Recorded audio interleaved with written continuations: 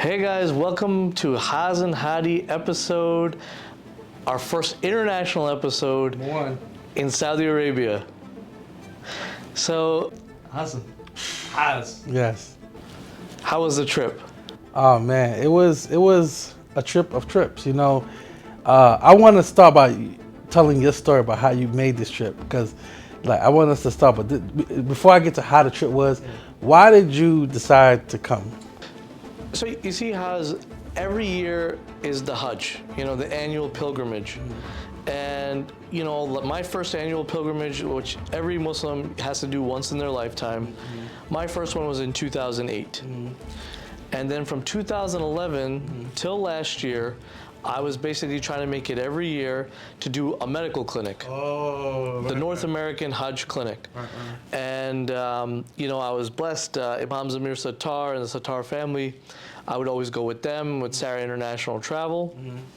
And, it was a really beautiful thing. It brought a lot of blessing in my life. We would bring medicine from America. I would get pharmacy to donate. We'd buy medicines. We'd do everything, distribute them freely here. We would do injections, joint injections, IVs. On the Hajj? On the Hajj. It was like almost like a moving clinic. It would be me and my brother-in-law. He's also my good friend, Rehan, Dr. Malik, most of the time. Maybe once in a while someone else would help out, maybe a nurse here and there. But for the most part, it was the two of us, And it was a beautiful thing. It's something I would do every year. I would take about 2 to 3 weeks out of my year, and this is what I would do. I would see the whole world. I would see like the entire range of people basically coming from all the way from like China to from America, from South America, North America, East Europe, Asia, Africa, you name it, any country. And they would come, they would see me. I would sometimes need a translator. Sometimes I would do the best I could. I would use hand gestures. One time I had somebody from where was it, from Tajikistan or Uzbekistan or something. I didn't speak anything they spoke. They didn't want to, but we made it work. They told me they had a problem here, whatever. I got it. I figured it out. And it was nice, we would give joint injections. We would, sometimes even do simple things like if someone had a callus, we'd basically do like an incision and drainage. We would do all the easy stuff, blood pressure checks. We would do glucose checks. We would do all kinds of good things. Some of these people, they probably don't even have it. Because look, you have rich people coming here, you have middle class people coming here, you have poor people coming here, you have people coming from all walks of life too. Those people who were maybe not so well to do, we may have been the first doctor that they saw, or like the first healthcare that they received in their life. Wow. And then for the more wealthy, for the more people who do see doctors all the time, listen, when you're on the Hajj, yeah, the Saudi government does a great job. They have hospitals, they have this and that, but it is overwhelming. And you have millions of people coming here. They all need simple care sometimes. They don't want to go to the hospital or a clinic for it. They would love to come see us. And we do it all free of charge, fi sabilillah. It was nice. So this year, again, in that same spirit, I came again. But see, what's been happening after COVID is for the Western countries, the Hajj system now, it's no longer the way it was pre-COVID, where you would just pay for a package, a travel agent who's registered with the Hajj would just basically get your Hajj visa, because you need a special Hajj visa to get in for the Hajj time. You can't just use your business visa or tourist visa or Umrah visa or whatever. It won't work. So you would need that Hajj visa, or else you'd have a big problem. And it was very easy. I would just tell Sarah Travel, Imam Zamir would get my Hajj visa, that would be the end of it. Now, post-COVID, now what they've done is the travel agents are kind of like a middleman, or they've almost become like a subgroup. Basically now it's become, the Saudis have taken over. At least they started with the Western countries first, because one, we have probably the least amount of pilgrims in terms of percentage. And then two, look, they want to make the money too. I understand that, So what they did now is you have to apply online. It's like it's almost like a forum. You go on, the system crashes. Like the first year it came out, it was a disaster. It wasn't even accepting like any credit card. I would even borrow like a patient's, because I don't have a Discover card, and like all my Visas, Mastercards, Amex, everything, nothing would go through. So I said, shoot, let me try Discover. Right. So I even told the patient, it was my patient. I was like, you got to, I said, listen, I'll go and get you the cash right now. Right. Just let me use it. The Discover didn't even work. At least it made it through something, but then it got blocked too. So, it's become a real pain, It's a new system. It's a new system. It takes a few years to develop. I get it. But like that first year when we tried in like 2022, nothing happened, right? 2020 and 2021, you couldn't make Hajj because it was very limited. It was because of COVID. They actually kept it to a few people. I think you had to be in the kingdom just to make it. You had to be in Arabia, whatever it was. And then 2021, they expanded to, I think, like 10,000. It was more like symbolic, if anything. Then finally in 2022, they gave you like a real chance to do it, but that failed. Then in 2023, we made it. We made one last year. Now this year, we tried to do the same thing, and they had put me down as like a group leader, so I would get my visa through that Saudi company, whatever it is, and I'd be a group leader. Now, I basically submitted everything. They did everything they could, but for some reason, it kept just saying that my visa was under verification. Mine and some of the other group leaders as well. So it wasn't just me, it was a bunch. And, I had booked everything, the flight, the hotels, whatever it is. And so Imam Zamir, he got his visa. So he got his visa, so he said, obviously all my other group leaders, they're gonna get it the next day or whatever. He's like, listen, just come, let's see what happens, whatever it is. He assumed it would go through, it would work. I got to Medina, and I'm in Medina. I have to go now to Mecca, because the Hajj is about to start in a day or two or whatever. And the thing is still showing, on the system that I'm still under verification. Now, this year, they've made it so important. Look, I know some people, they sneak into Hajj, they, especially the people who can't afford it, whatever it is, they do their thing, they get in, they do 2-3 days, whatever they got to do. Now, I'm not someone who's going to do that. I got way too much to lose, and if you if you get caught, this year they're not playing. Like they said, it would be at least, I think it's like a $10,000 to $15,000 fine, $15,000 fine, 50,000 rial fine. I don't know, whatever it is. You get a 10-year ban from the kingdom. Maybe they even throw you in jail for a night. Who knows? I'm not going through all that. And nobody should. Whatever. Especially you coming here for a good purpose. It's like I'm not trying to get in illegally and do that. I'm not trying to do that. So it basically didn't happen this year. So I didn't get to do my clinic on the Hajj. We just did one in Medina instead. We tried to make the most of the situation. Right. I mean, you were with me. You saw what it was like. Whatever. It's kind of sad because this was like a big part of my life. It was something I try to do every year. I really enjoyed it, and it's kind of like now the end of an era. In a sense. I feel really bad for all these like travel agents and travel companies that have been doing Hajj and Umrah for 30 plus years. Some of them have been doing it for 40 years, whatever it is. And it's kind of sad because like they kind of took it away from them. You know what I'm saying? They took it away from them, and they're not going to give it back. But look, their system is going to get better and better, and some people like it because now they get to go online, they get to choose. It's basically an online market. They get to choose between 100 different packages. Maybe it's the same package. This guy's offering it $500 less. They get to pick that, on the spot, whatever it is. Maybe that's what some people want. But you have to look at it too. Look, in 2019, before COVID, the last Hajj before COVID, a good package, I'm talking a good package probably ran you about 10 grand per person, 10,000 US dollars per person. That same package now starts at like 18, 19, $20,000. It's almost double. With the new system. With the new system. It's not like they're really offering that much more, but the price just shot up like crazy. Now, how is everyone supposed to afford $20,000 just to make Hajj? So this is something, that we're gonna have to get used to. This is something we're gonna have to do. Right. Now, I heard also what some people are doing, and this will only last for a few years before those countries as well get onto the nusuk system, the new system, whatever it is. So, for example, in America, my in-laws, right, they are originally Pakistani, right, my in-laws. So my mother-in-law and father-in-law have dual nationality. They have a U.S. passport and they have a Pakistani passport. So what they could have done this year is they could have gone through Pakistan, meaning they could have made Hajj with a Pakistani company, and they would have gotten probably the same services and paid maybe 1/3 the price. So maybe for like $7,000 US, they would have gotten the same treatment, same 5-star hotels, same tent locations near the Jamarat, all these things for like 1/3 the price. The same U.S. counterpart is paying almost 20 grand for that, what they're paying 7 grand for. So there are some people who can still do it that way. But let's say you can't get a dual nationality, or you can't get one in one of those countries or whatever it is. Listen, you're stuck now in this system. So that's why, they always say it's like, while you can make Hajj, you really should make Hajj, because it's just going to get harder and harder and harder. And that's kind of unfortunate, but that's just the way it's going. That's the way I see it. Right. So then you came to make Umrah. So this is the best part, right? So we had a good time. We spent a lot of time in Medina, did a lot of good works there. We had a good time. And then I said, okay, well, the Hajj is pretty much over now.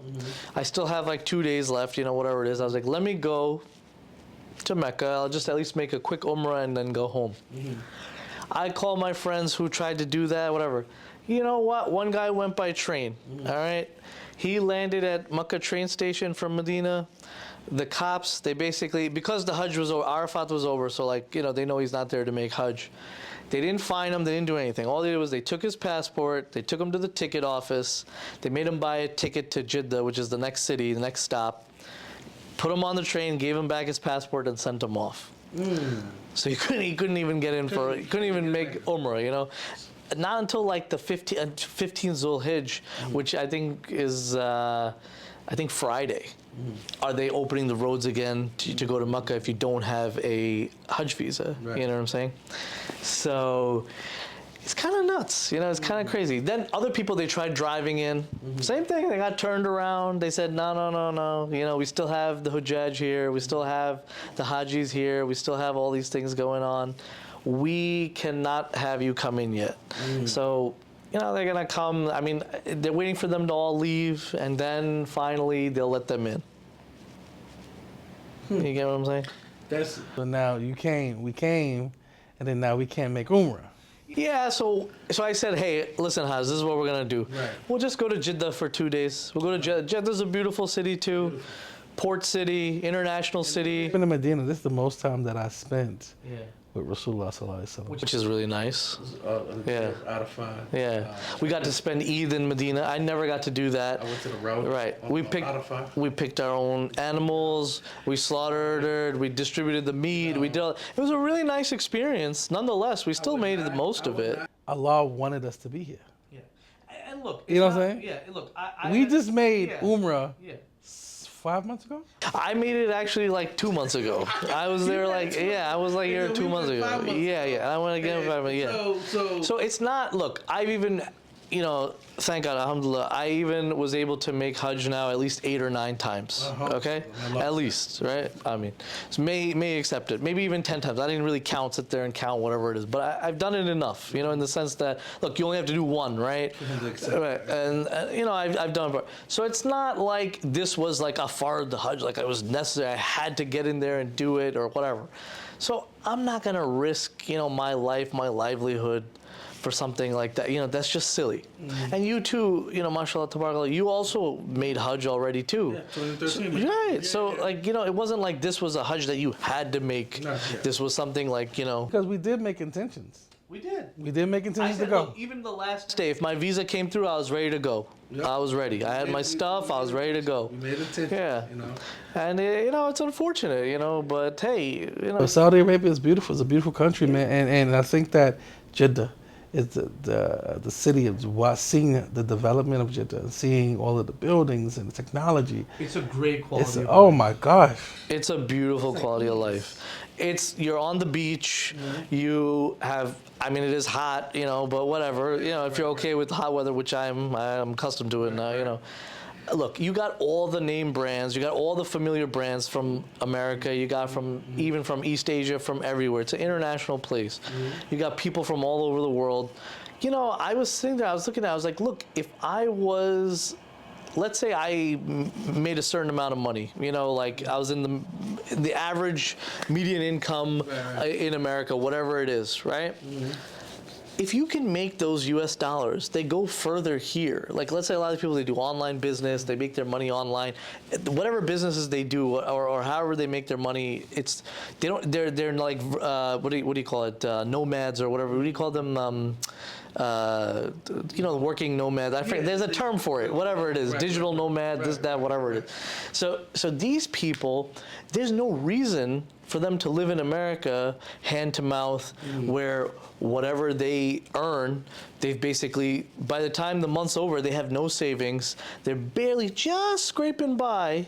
It's not like they make no money. They're making decent money, but they're still just scraping by. Right. I mean, these people could have a much better quality of life in Jeddah or in Saudi Arabia, the whole country, I'll be honest. But Jeddah, because it's very familiar, I mean, like, you go to these malls, beautiful malls. People speak English here. Beautiful malls, beautiful. Check out my Instagram page that Haz does for me. He's gonna post a few of those things too, just to show you, you know, like what's out there. You know, it's almost like, you know, we've been fed all these. You know, we've been fed lies. Like, don't get me wrong. I was born and raised in the United States of America. I love America. America's great, everything. But I'm going to tell you, the world is vast. And, like, look, if you're not able to make a certain amount of money in America, you know, if you make a decent living, you know, you're doing great, you have savings, you can go on vacation, you have money put away, you're invested, whatever it is, great, good for you. I'm talking about the rest. There's a lot of people who, if they can make the same money in dollars and live, you don't have to live in Saudi Arabia, you could live in like Thailand, you could live in Malaysia, you could live in all these countries that offer great services, great quality of life, good health care, all these things. You know, be an expat, whatever you want to call it, a digital nomad. That's what it's called, right? Okay. I think that's what it is. Right. If that's your thing. Or if you have a business, you know, I have like a good friend, he sells books, certain like Islamic books, whatever this is. You know, he makes money in dollars, but he doesn't need to be in America. Okay, I'm not going to say his name or whatever it is. But, okay, for example, he makes, and you know, he's from Long Island and everything. He makes, let's say, $150,000 a year, okay, salary. All right, that's what his salary is, right? His business makes a lot more, whatever. But let's say after his expenses, everything, he takes home $150K. All right, he clears $150K for him to use, whatever, this and that. In Long Island, New York, in America, $150K really is not a lot of money. I mean, you could live, you can do things, you could, you know, buy stuff, you can eat well, whatever, this and that. But you really, at the end of the month, you got nothing left.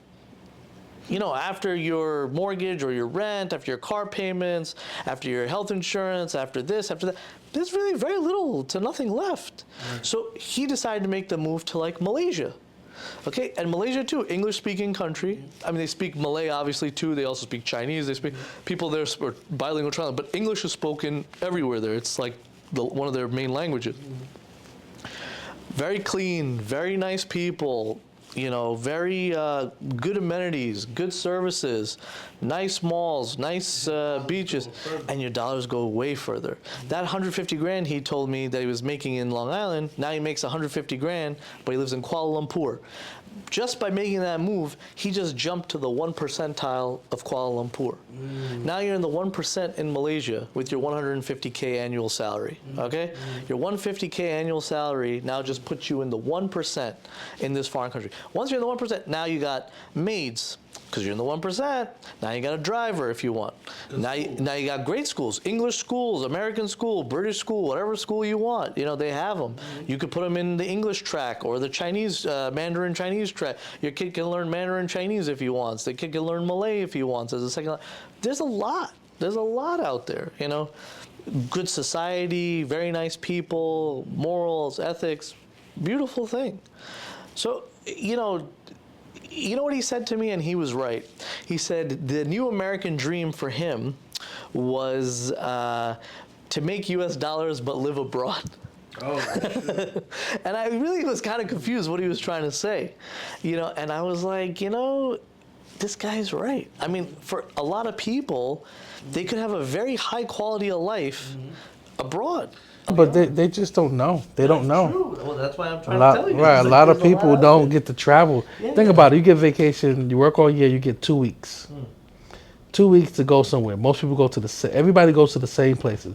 DR, Cancun, Florida, California, Disney World. Nobody thinks outside the box and say, you know what, I'm gonna go to Brazil or something. right, Whatever, Bali. yeah, I'm going to Zanzibar. Yeah. Those things, and then when you go to those places, you start to see like, wait a minute. We as a human race, we as people have to also kind of see what else is out there. You got to explore a little bit, right? You may think you have something that's great or whatever, or someone tells you, oh, if you just like go a little bit outside, nothing's better, this, that, whatever. That's not the case. You won't know until you know, until you get out there and you look. And I think that's why, I'm not saying everyone has to be a world traveler, world explorer, whatever. But I'm going to tell you, this is one of the few things that I really, really still really enjoy doing, because it opens you up to new experiences. It opens you up to like new people, opens your mind up to new thoughts. You think a lot bigger. You think globally, It's true. When you get on that plane and you in those clouds, Right. you start thinking. For me, it starts with like TSA. When you go through TSA and you get in your bags, you be like, okay, I'm about to travel. You get on that plane, and that's an experience in itself that a lot of people don't get to experience because they're so caught up in that rat race of the 9 to 5, and that's all they know. Even on their time off on the weekends, they don't do nothing. Okay. Look at you, right? Up till about 3 years ago, you worked for Department of Education. Yep. And it was basically a 9 to 5. They gave you good benefits. They gave you a salary, just enough, just to get by, right? Whatever it is, just enough, right? And were you able to like do anything, experience anything? Couldn't do nothing, but you don't want for nothing. You don't know it's something else out there. You work for the Board of Ed, and you think that your life is just going to be, This is it. I'm gonna be honest. I'm gonna tell you what I used to make a month after taxes. I used to bring home $3,000, Right. After taxes. $1,500 every 2 weeks. Right. Pre-tax, what was it? What was your salary? What was your salary? 50 something thousand, 55,000. But you gotta remember taxes, health insurance, dental. Whatever it was. Yeah. So by the time it gets to my account, Security, I got $1,500. Yeah. And I look forward to those $1,500. I look forward to it. One check went to the rent, Yeah. and that's it. So you're gonna be broke for 2 weeks. Right. The other check was the utilities and for whatever the kids need and what you need, and you have a little room, credit cards, whatever. Always pay your credit cards late because the due dates. You always catch it. So, but that was the life that I thought everybody was living until one day I was walking Hadi, and I asked Allah. I said, Allah, is this all you have for me? Right. I want to get a bagel and cream cheese and a small coffee, 3 sugars and milk. I'll never forget this. And I walked out of the store and I said, Allah, is this all you have for me? Right. I was 35, 36. I was like, I said, is this it? Is this it? This is it. Right. And he answered, no, it's not it. Yeah. But I had to take the jump.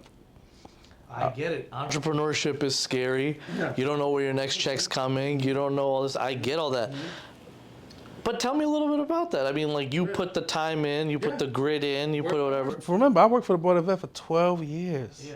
I was vested, and when I sat them down and I said, I'm done, they looked at me like I had two heads. It was like, what do you mean? What do you mean? I said, I want more for my life and my family. Right. Just like that. Yeah.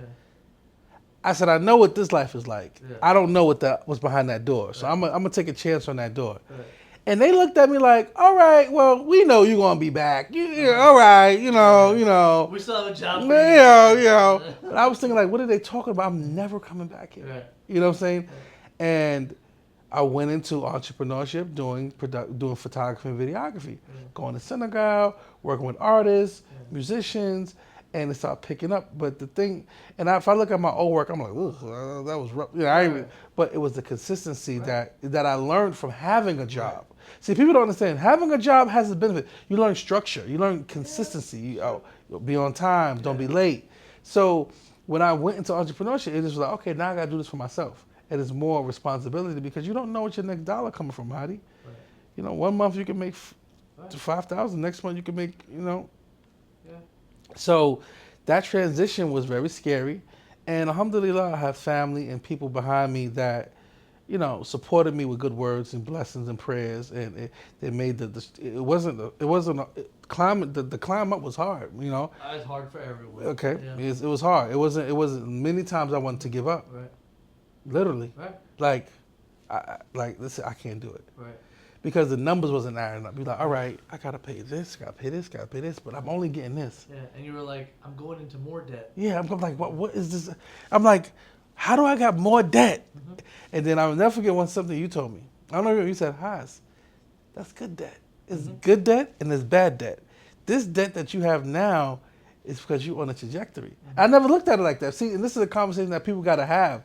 Like I said, oh, he's right. He said, look at where you are right now. Mm-hmm. You know, you took a year to get you to a place, and now you just got to pay that off, be focused, and then you go. You know, so now you're also making a lot more money than that 55, 60 grand salary, whatever it was. It almost tripled. Right. So now I'm saying, okay, and I asked this, I said, how was I living? It's only Allah, wallahi. Mm-hmm. How was I living with $3,000 a month? I know. Listen, you did what you had to do. We never missed a meal. The lights never got cut off. Alhamdulillah. Wallahi, it's only from Allah. Right. I don't. You don't know how you did it, bro. I don't. Hadi, I don't. You know, and but that keeps me humble because I know Allah is real. Because now I look, we in Jeddah. Yeah. Like, you know, and you know, you used to see the infomercials like, be like me and you can do this and be like me, and you know, and now I really live it. But I want to say something too. You know, you really changed my mind. What do you mean? What I mean by that is you showed me what was possible. I didn't know what was possible before you, bro. Okay. And I know you don't like to give fly. I know you be like, don't. But I got to tell you on camera so people go, I could not be here if it wasn't for you. Oh, no. We know it's from Allah. Yeah. But I have to say this. You took a chance. Yeah, you're a hardworking guy. No. So I know he don't like compliments, brother. He don't like it, but he took a chance. Brother, you made my business something where people who've been in business longer than me are like, I want to work with you. Mm. You put Hadi Medical, Hasan is the media director.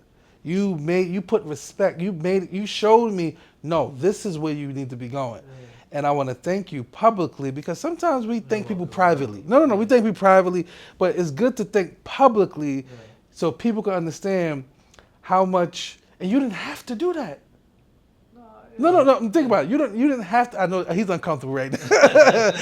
His mom was in the back, but but no, you didn't have to do that. And I cannot. You're part of my story. You're a very big part. So I can't tell the story because when I met you, I was shooting food businesses. I was shooting food content. The last time we was in Saudi, you had told me, he was like, I got you to Jeddah. He said it, Mom. He said, I got you until Allah call us back. You just got to have yourself.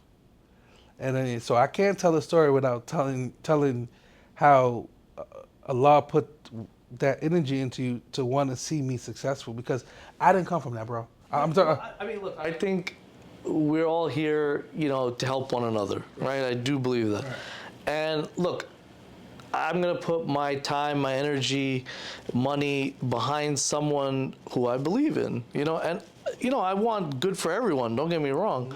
But I saw, we all need a little push, right?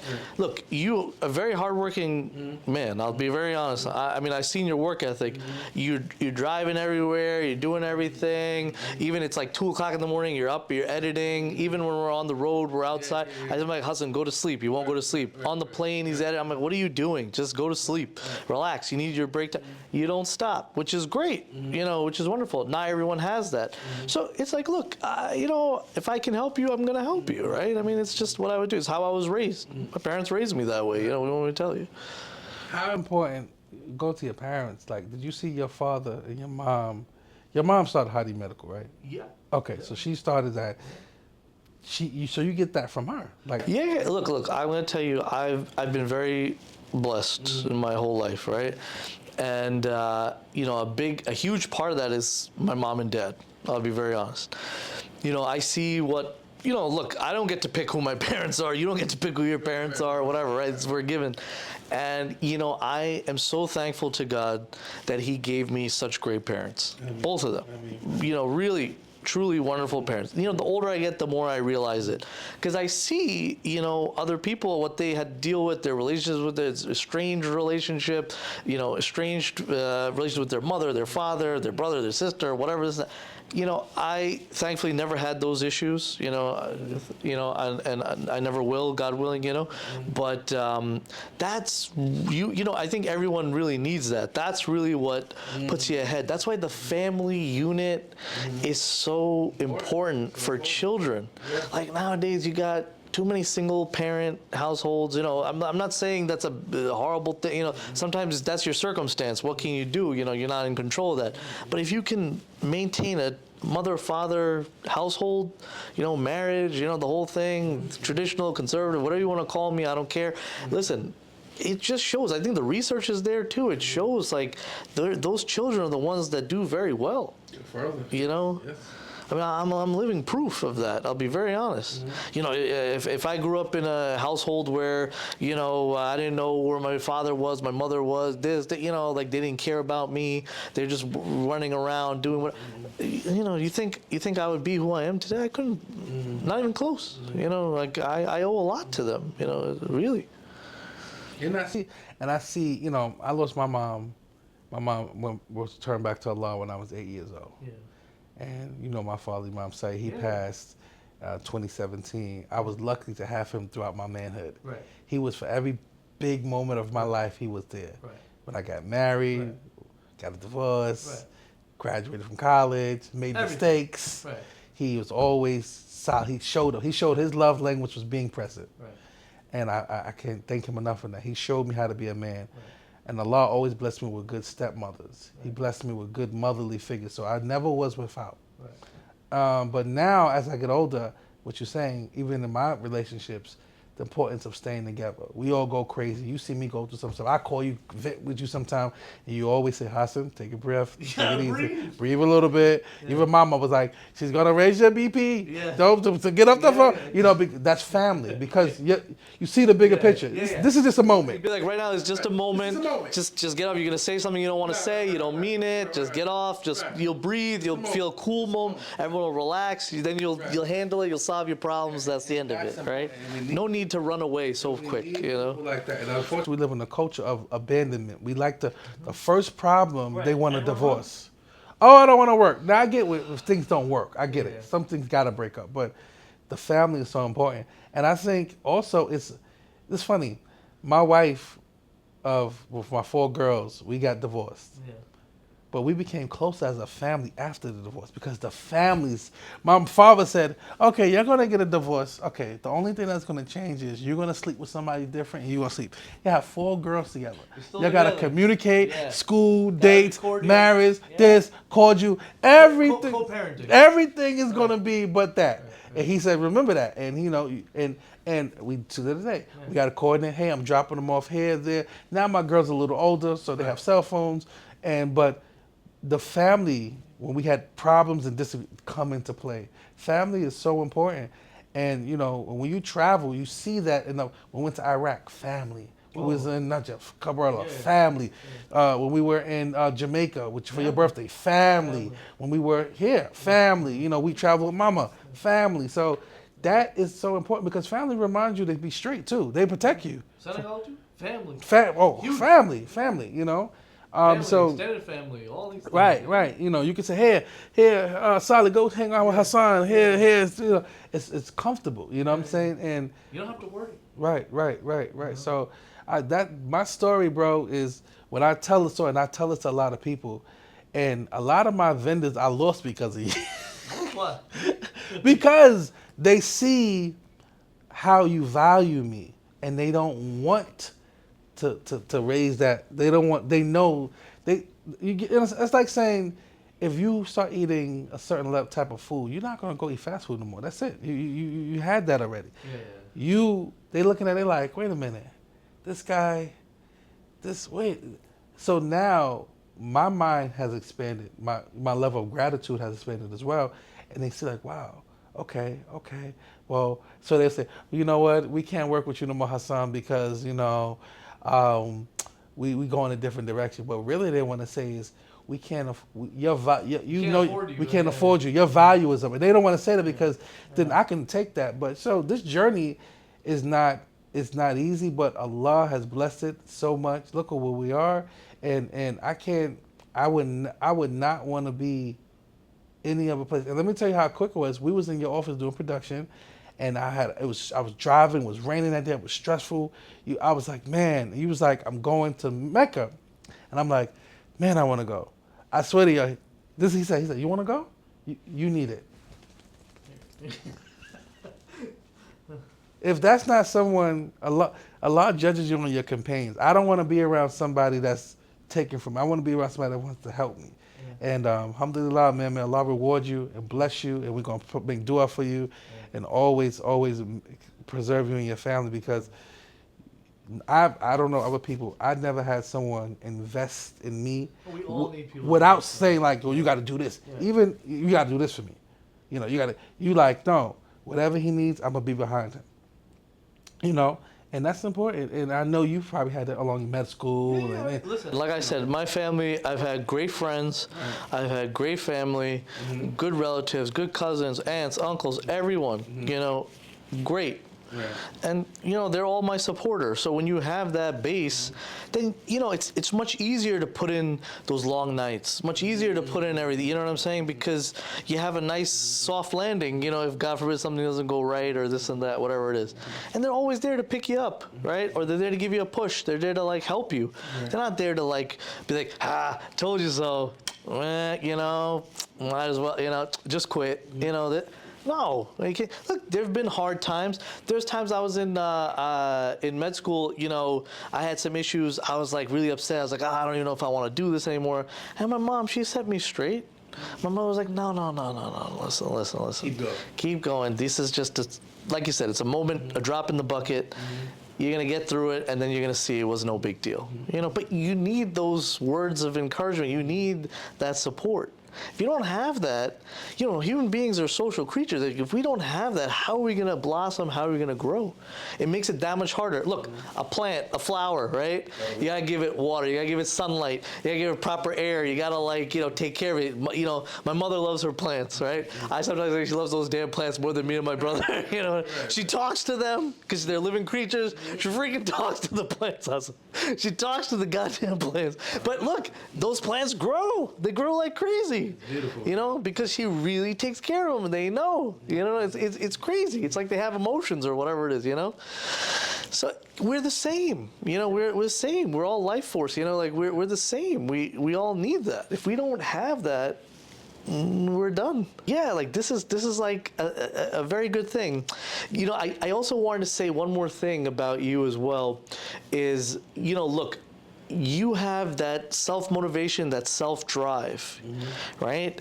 And that's what it takes to really be an entrepreneur. I mean, listen, you never worked harder in your life. Never. Before, the job was 9 to 5. You came in at 9, you clocked out at 5.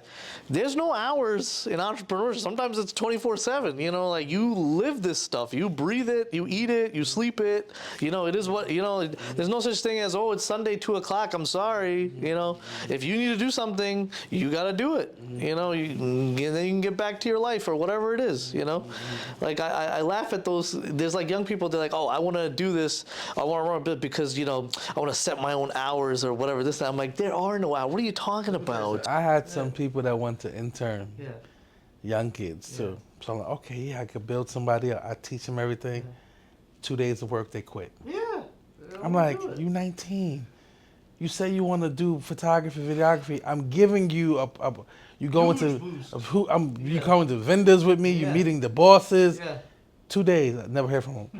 Then I see him on social media doing some dumb stuff. I'm like, oh my gosh, this is crazy. It's easy. No guidance. This is guidance, easy. Right? He knows this is going to be work, and this is not easy.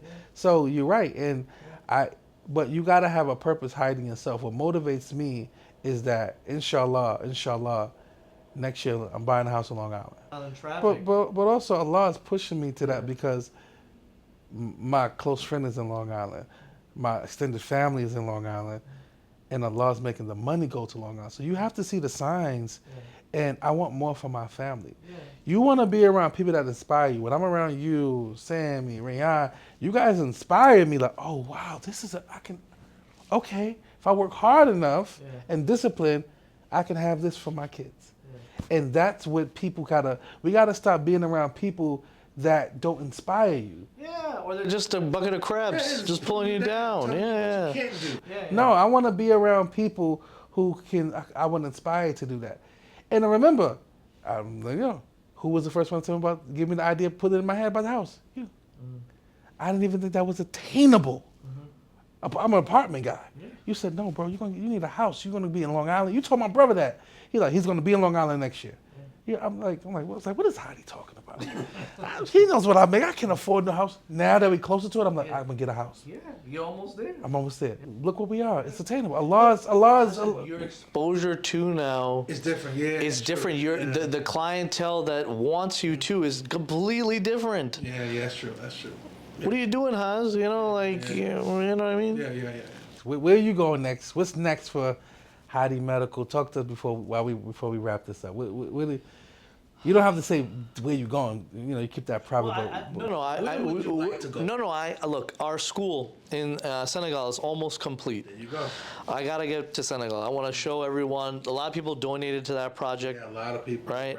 And you know, your brother Ajib, my good friend. Yeah, shout out to Ajib. He's there right now. He's wrapping things up. You know, whatever it is, we're gonna get it finished soon. Probably at the end of the month, next month, whatever it is. Beautiful transformation. I've seen it. Amazing. I'm really happy. You know, this is like one of those big things that you do in your life, and it's going to be forever, you know, or for as long as that building is, then maybe in 50 years, whatever, someone else renovates it, whatever it is, I don't know, you know. But, you know, I'm really proud of it. And I want to show everyone, too, what we did, you know. And it's like, look, we're no NGO. We're no big government agency. We're not some Red Cross or anything like that. We're just regular people. Regular people. We came up with an idea. This is what we're going to do. We put it together. We put our time, our money in. We got our whoever we had to go to get expertise from, this and that. And we get the job done. It took us about a year, but it was a beautiful thing. And now it's done. I want to show everyone. We'll do a nice production, show everyone what they've done, what they donated to, what it was. Go crazy. Yeah. Show them like from what it started, pre and post. I mean, like, come on, it's a whole nother world, right? And this is something, you know, I mean, this is one of the reasons why we're put on this earth too, I think, is to like serve other people too.